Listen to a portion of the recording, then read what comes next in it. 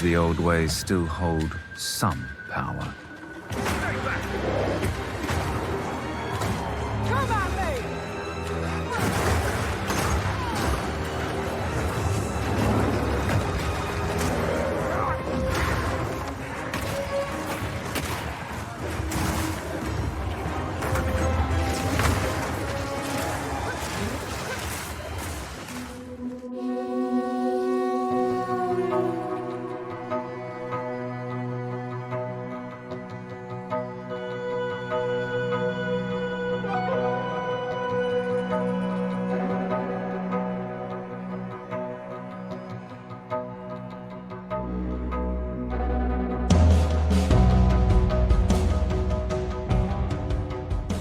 Path of Exile 2 is basically our next generation action RPG. And one of the things we really wanted to make sure that we were doing with it is to make the action combat really, really excellent. We just want to make sure that anyone playing the game, you can play it like an action game, feels fun to play. We've added things like dodge rolls and like hack canceling, things like this. And it just means that the game just feels a lot better than it previously did, as well as everything else that you'd expect from a sequel to Path of Exile. One thing in particular that sets Path of Exile apart is obviously the depth, but in the itemization systems, crafting systems, but also the sheer number of quantity of monsters, encounters. Like, we have over a decade of content that is going to be available in Path of Exile 2 as well.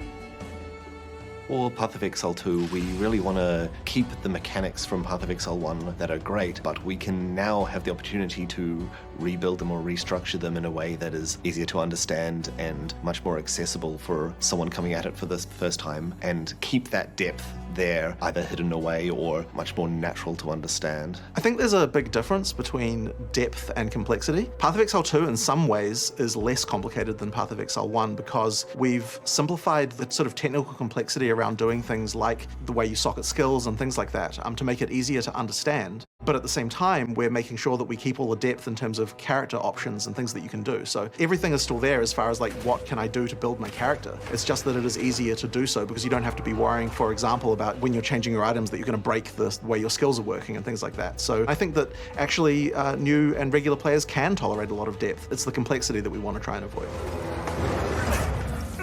The dodge roll actually came about because we really wanted to be able to find a way to having some skills that took longer to do than other skills. But the problem with that is that skills feel really terrible if you start them and then you can't get out of them. So we really needed a way to make that interruption be possible, and the dodge roll was a really great way to do it.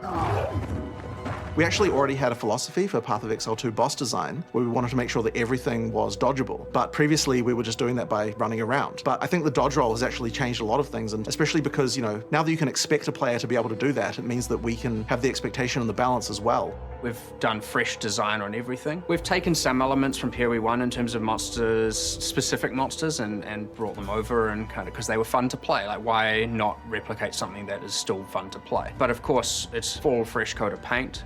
There are definitely new systems. I'd say a lot of the monsters are faster, for example, which is where dodge roll helps to come into play. We have secondary AI systems that allow the monsters to do skills while they were performing another skill. Much like how a player can dodge roll to interrupt a skill, a monster can now do the same thing. We have a lot more monsters doing interactions with the environment. They'll interact with the world more, a lot more spawning from things, a lot more, like in one of our areas, the Isle of Kin, we have monsters riding on top of another monster, and then when they get close, they all jump off.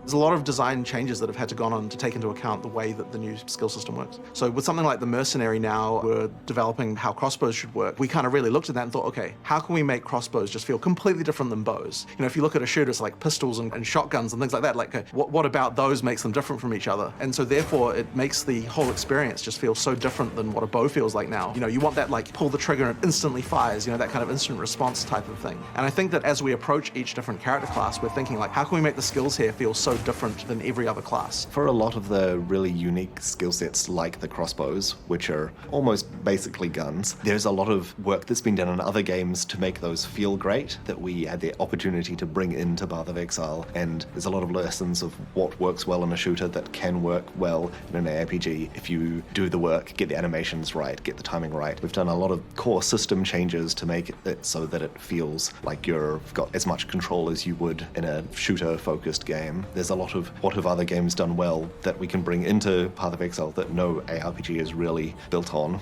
because they don't have the crazy level of skill variety that we've ended up having.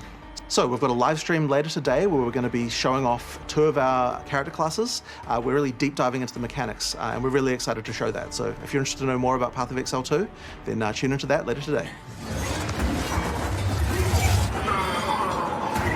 The old magics, not to be feared.